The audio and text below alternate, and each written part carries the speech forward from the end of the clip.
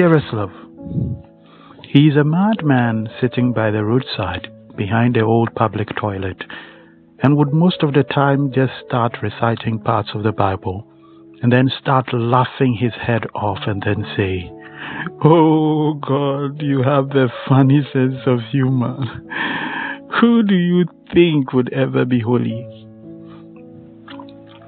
Imagine having constipation for about 2 weeks, and then you take some purgative that suddenly seems to want to push all your intestines out, and then as you are wondering if you will live or die, you hear this man reciting, "If any of you men have sex with another man's wife, both you and the woman will be put to death.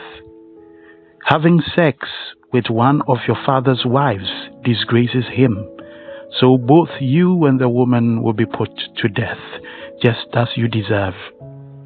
It isn't natural to have sex with your daughter-in-law, and both of you will be put to death, just as you deserve. It's disgusting for men to have sex with one another, and those who do will be put to death, just as they deserve. It isn't natural for a man to marry both a mother and her daughter, and so all three of them will be burned to death. If any of you have sex with an animal, both you and the animal will be put to death, just as you deserve. If you marry one of your sisters, you will be punished, and the two of you will be disgraced by being openly forced out of the community. If you have sex with a woman during her monthly period, both you and the woman will be cut off from the people of Israel. The sisters of your father and mother are your own relatives, and you will be punished for having sex with any of them. If you have sex with your uncle's wife, neither you nor she will ever have any children. And if you marry your sister-in-law, neither of you will ever have any children. Obey my laws and teachings, or else the land I am giving you will become sick, and you will be thrown out. The nations I am chasing out did these disgusting things, and I hated them for it. So don't follow their examples."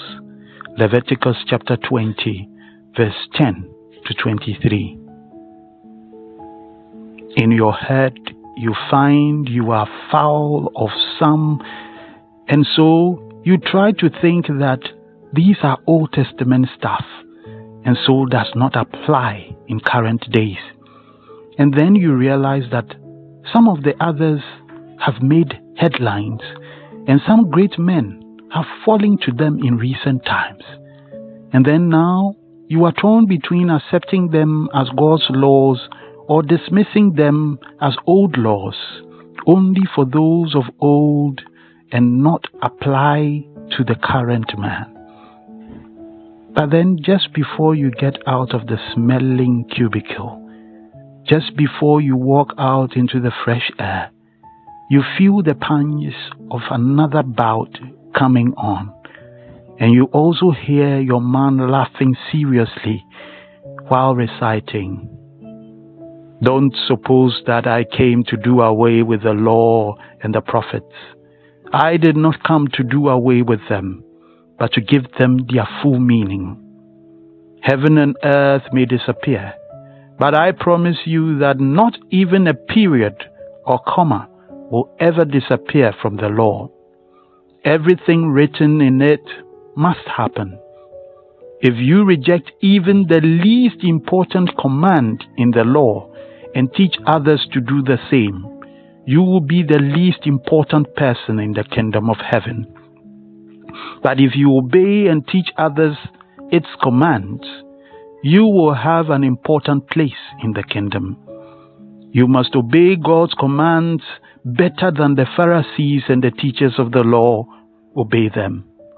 If you don't, I promise you that you will never get into the kingdom of heaven. Matthew chapter 5, verse 17 to 20.